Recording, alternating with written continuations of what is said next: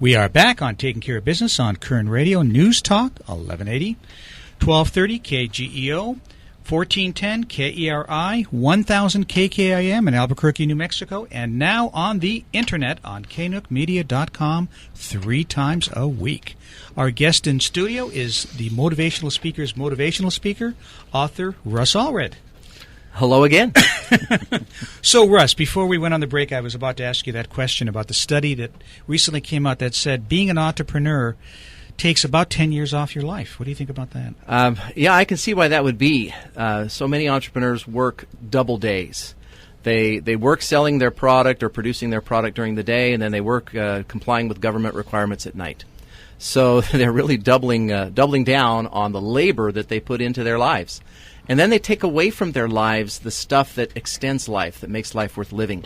Time with their family, time with their kids, their grandkids. Mm-hmm. And when you remove from your life the things that make it worthwhile, why live longer? Well, first off, government requirements is now a full-time job, and you have to hire an individual in your business to take care of all the government requirements and responsibilities. And that's one of the reasons that the entrepreneur, the number of new entrepreneurs has decreased so readily. Is the government requires regulations from us, and the corporations have personnel that they can assign to that. But the entrepreneur has to do it all, him or herself. Well, and I'm going to be self-serving here for a second. In the insurance industry, I do health benefits. And the new rules, the new regulations, the new requirements, employers are not going to be able to keep up with it. The entrepreneur is not going to be able to meet all the rules, regulations, and requirements. The DOL and the IRS are going to be doing more and more audits, and the fines are going to keep coming one upon the other. And what I say to that, Clay, is grow. Grow enough that you have somebody you can assign just to government compliance. Grow enough that you've got enough money coming in that you don't have to go to work every day. You got to grow the business, and you can't just grow it by 10%, 5%. You got to double it, triple it, or quintuple it. And to do that, you've got to start with the goal, and then you've got to have the tools to make that happen. And that's one of the things that I have done in my life is create tools to help entrepreneurs grow their business and not kill themselves in the process. I guess I've been blessed because I do have that individual in my office. There you go. Helpful. Yeah, that makes a big difference. Recently, and I'm trying to think of the members of the panel, but it's been about 6 months. But there was a show I was watching, and I think these guys are all entrepreneurs that have major businesses. The man who founded Best Buy was one of them, and to a man, they said in this environment they couldn't do what they did 10, 15 years ago. No, I agree with that. I fully agree with that. Okay. But again, you have to start with the objective. We as the United States have overcome great obstacles. And I'm just thinking more recently about the invasion of Normandy, a D-Day. It was impossible, but we did it because we knew what the objective was. We knew we had to storm that beach, and we had to take that landing area so we could get our troops and our equipment into Europe. And when they defined the goal, then they could staff up and get the right equipment to achieve the goal. And that's what we have to do as entrepreneurs today, what they couldn't done 15 years ago because they didn't have the goal. Russ, you help people buy businesses and you help people sell businesses, correct? Yes. What would be a good time, or when is a good time for a business to consider selling? I think every business should develop their business as if they were going to sell it. So even as you start a business, you need to start the business with the intent of selling. You should create a business that is an asset for you, that makes you money whether you go to work or not. That is the business that is attractive to any buyer. Whether it's a corporate buyer who comes in and rolls your business up into a larger organization, or whether it's somebody who just wants to start a business, they want that cash flow, they want that income, and it's got to be greater than just like a wage, a living wage. You have to make your wage and profit on top of that to show that you have a return on your investment. So how would somebody, if they wanted to talk to you about buying or selling a business, how would they get a hold of you? You can call me on my cell at 661-319-3072. Again? 661-319-3072. And another thing I was going to suggest to you, this is a great little book, this 10-minute retreat for business owners. I was going to suggest you put this on books on tape. And I know a guy that would really be happy to read it for you. Interesting. Well, we'll have to talk about that after the show. Not me, no. A guy who happens to listen to a lot of books on tape. Yeah. Yes. Interesting. Yes, I know who you're talking I've actually looked into that with my novel. Several years ago, I published a novel called Dead Gold, and I always thought that a novel would be more interesting to just listen to. But you're right. You know, the entrepreneur driving in a truck or something could hit the play button and just listen to a section of the book, and I think it'd be very helpful for Well, them. as you pointed out, we are busy from morning till late at night. Absolutely. So when I drive around a lot, this would be great on tape. Very good. I Yeah. probably listen to 6 books a month on tape. Wow. Yeah, because I Wow. do a lot of driving. So, you know, unless there's a particular show I want to listen to, I'll be listening to books on tape.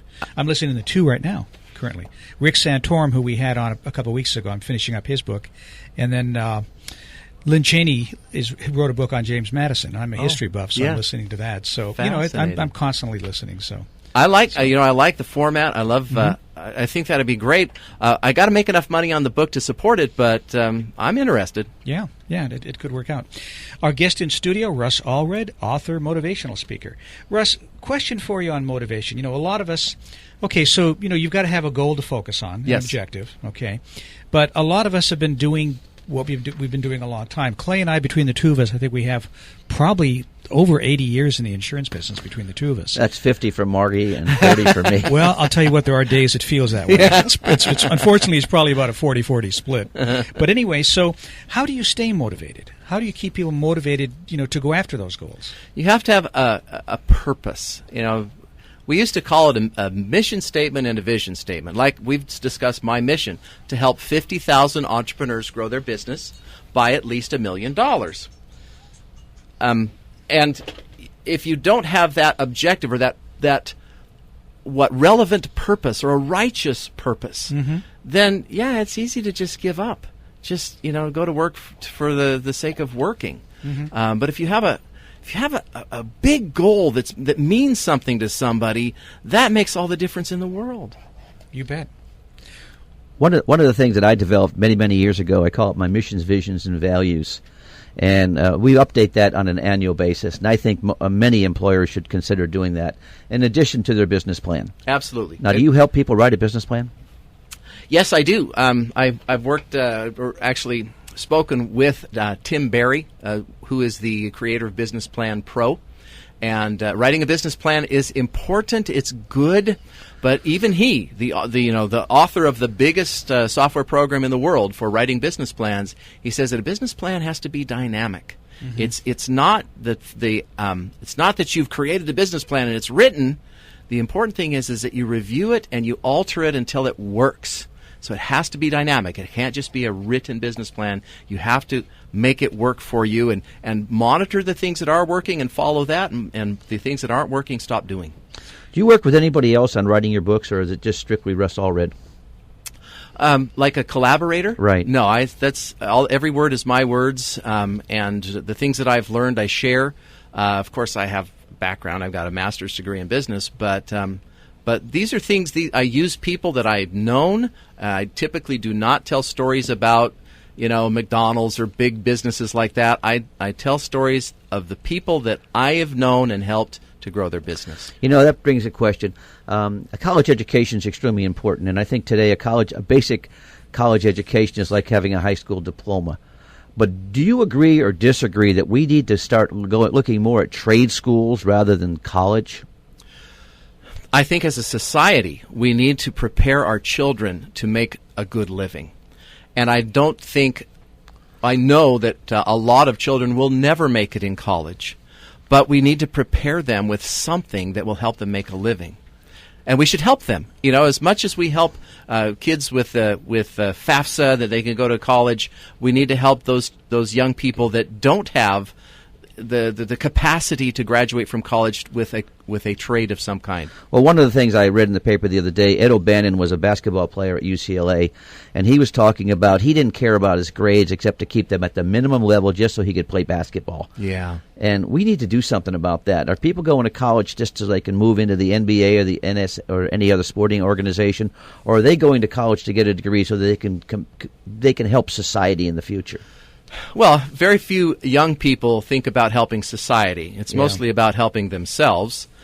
which that's okay. That's a time in your life when you can be selfish and self-serving, and that's fine. But one of our problems in colleges, especially for entrepreneurs, if I might bring that back to the topic of entrepreneurs, is colleges do not teach you how to be an entrepreneur. They teach you how to work for an entrepreneur or work for a corporation. They teach you to follow orders, policies, practices, and procedures. They don't teach you how to grow a business.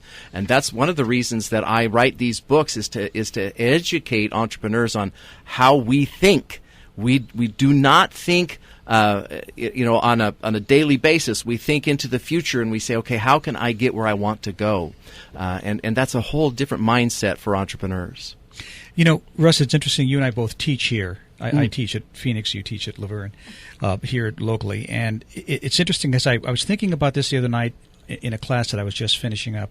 How many kids, and I was the same way when I got my AA, so years ago, but how many kids just skate through and do the minimum, like Clay was saying, only because they just want to get the piece of paper, that's all. They really don't care about what they learn in the process. And that's a shame for them because there's so much opportunity that they're missing out on.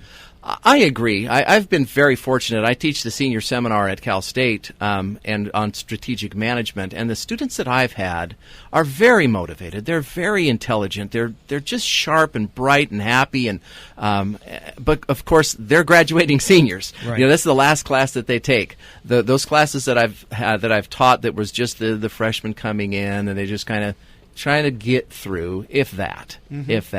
But there's hope for our future. There truly is. I think he teaches some private classes, too, because I attended a couple of them. Yes. Yeah. Oh, that's right. Yeah. I teach that's entrepreneurs. Where you and I first met. Yeah. The website, Russ Allred, Allred. The phone number again, 661 319-3072. Russ, thank you so much for the time. It's been great again. Let's do it again sometime. Definitely. Thanks, Russ. For sure. Thank you. We'll be back in a moment on Taking Care of Business on Koerner Radio, News Talk, 1180.